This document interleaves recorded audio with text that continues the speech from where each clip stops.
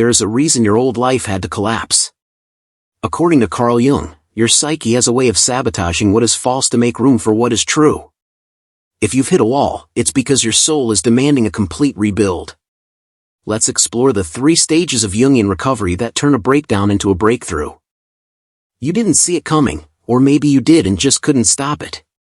Either way, one day you woke up and something was gone. Not your job, not your relationship, not your routine, but the thing underneath all of it. You. The identity that once felt solid, the certainty that guided your choices, the quiet belief that you knew who you were and where you were going, gone. And what replaced it wasn't grief. It wasn't even pain. It was worse, it was blankness. A silence so complete it felt like something inside you had been erased, like your thoughts were still there but the center they used to orbit had disappeared. You moved through your day, maybe even spoke to people, maybe even smiled, but inside there was nothing anchoring you anymore. And that is what makes it terrifying. Because pain at least proves something is still there. But emptiness feels like the absence of existence itself. So let me ask you something, slowly, honestly, without trying to escape it. If everything that once defined you vanished completely, who would remain? Not the roles, not the expectations, not the identity you learned to perform, but you without all of it. Most people never sit with this question long enough to feel its weight. They rush to replace what was lost, to fill the silence before it says something uncomfortable. But you don't get to run from it now. Because this moment, this exact moment where you feel like nothing, is also the first time you are no longer pretending to be something. And that is not the end of you, it is the beginning of seeing what was never truly there. Here's where almost everyone goes wrong, immediately. They panic. They treat the collapse like a problem to fix, something to repair as quickly as possible. They tell themselves to move forward, rebuild, get back to normal, as if normal was ever stable to begin with. And underneath that urgency is a belief so deep they don't even question it, that who they were before is who they should return to. But that belief is exactly what traps them. Because it assumes the old version of you was real, stable, and worth restoring. When in reality, it may have been the very thing that needed to break. This is what Carl Jung understood, not as theory, but through experience. When his world collapsed after separating from Sigmund Freud, he didn't try to rebuild immediately. He didn't distract himself with productivity or force himself back into a stable identity. He allowed himself to fall. To sit in confusion, to face visions he couldn't explain, to experience a mind that no longer felt under control. And from the outside, it looked like failure. But internally, something far more important was happening. He was allowing the false structures to dissolve completely, instead of rushing to replace them with new ones just as fragile. And that's the difference most people never understand. Because they rebuild too fast, they recreate the same life with slightly different details, and then wonder why it collapses again. So the real question is not how do you fix this quickly, but are you willing to not fix it yet? Are you willing to sit in the space where nothing makes sense, long enough for something real to emerge? Because if you rush now, you won't rebuild your life, you'll just rebuild your illusion. What actually collapsed wasn't you, and that's the part that's hardest to accept. It was the version of you that you spent years constructing, refining, performing, until it became so convincing that even you believed it. The competent one, the strong one, the one who always knew what they were doing, the one others relied on, admired, or at least didn't question.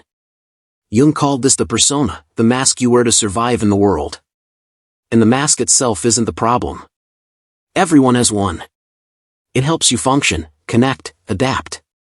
But the problem begins when the mask stops being something you wear and becomes something you think you are.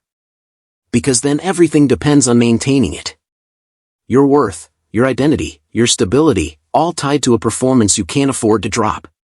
So you keep going, even when it no longer fits, even when it starts to crack, even when something inside you begins to suffocate under the weight of it. And then one day, it breaks. And when it does, it doesn't feel like losing a role, it feels like losing yourself. Because you never separated the two. And underneath it, there's confusion, emptiness, uncertainty, not because you are empty, but because you never gave yourself space to exist outside the mask. So now you're faced with something you've avoided for years. Who are you without the performance? What do you actually want when no one is watching? What do you feel when you're not trying to appear strong, stable, or in control?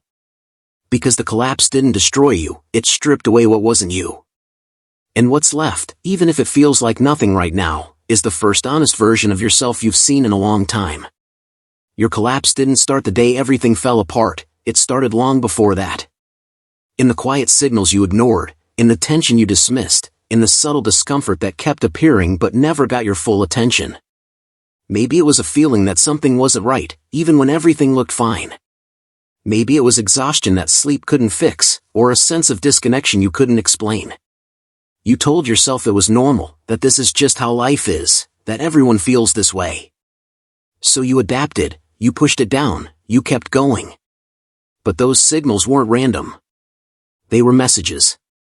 Jung called this the shadow, everything about yourself that you learned to reject, suppress, or hide. Your anger when you were expected to be calm, your needs when you were expected to be independent, your vulnerability when you were expected to be strong. None of it disappeared. It just went underground, where it continued to grow, to build pressure, to influence your life without your awareness. And the longer it stayed hidden, the stronger it became. Until eventually, it couldn't stay hidden anymore. And that's when collapse happens. Not as punishment, but as exposure. Because the truth you avoid doesn't go away, it waits. And when it finally surfaces, it doesn't come gently. So now the question is not why did this happen, but what have you been refusing to see? What part of yourself have you been denying for so long that it had no choice but to force its way into your life? Because that part, the one you judged, rejected, or ignored, is not your weakness. It's the missing piece of who you are. Right now, everything in you wants to escape this feeling. To move forward, to fix things, to rebuild something that looks stable again. And that urge feels like strength, like resilience, like progress. But it's not. It's avoidance, just in a more socially acceptable form. Because real transformation doesn't happen by moving forward too quickly. It happens by going down. Into the discomfort, into the confusion, into the parts of yourself you've spent years trying not to feel. This is what Jung did, not because he had a clear plan, but because he understood something most people don't. That you cannot become someone new without first understanding what you actually are. And that requires stopping, sitting, and facing what's underneath. Not analyzing it from a distance, not turning it into a concept, but actually experiencing it. The thoughts you avoid, the emotions that feel too intense, the questions that don't have easy answers. This is the descent. And it's uncomfortable in a way that's hard to describe. Because it's not just pain, it's uncertainty, it's the loss of control, it's the realization that you don't have the answers you thought you did. But here's the truth, you don't need the answers yet. You need the honesty to stay. Because the moment you stop running, the moment you allow yourself to fully experience what's there, something shifts. Not immediately, not dramatically, but gradually, clarity begins to form. Not because you forced it, but because you finally gave it space to emerge. That this is where everything changes, not when your life looks better from the outside, but when something inside you becomes real. Jung called this individuation, the process of becoming who you actually are. Not the version shaped by expectations, not the one built to survive or impress, but the one that exists underneath all of it. And this process is not comfortable. Because it requires letting go of the identity you've known, even if that identity was flawed, even if it was built on illusion. Because at least it was familiar. And what's emerging now is unfamiliar, uncertain, and sometimes lonely. But it's also real. And that's what makes it different. Because this version of you doesn't depend on approval, doesn't collapse when circumstances change, doesn't require constant performance to exist. It's grounded in something deeper, something that can't be taken away as easily. So the real choice in front of you is not whether you will rebuild, because you will. The choice is what you will rebuild on. The same patterns, the same illusions, the same need to be seen a certain way, or something honest, something stable, something real. Because this moment, this collapse, this emptiness, is not your destruction.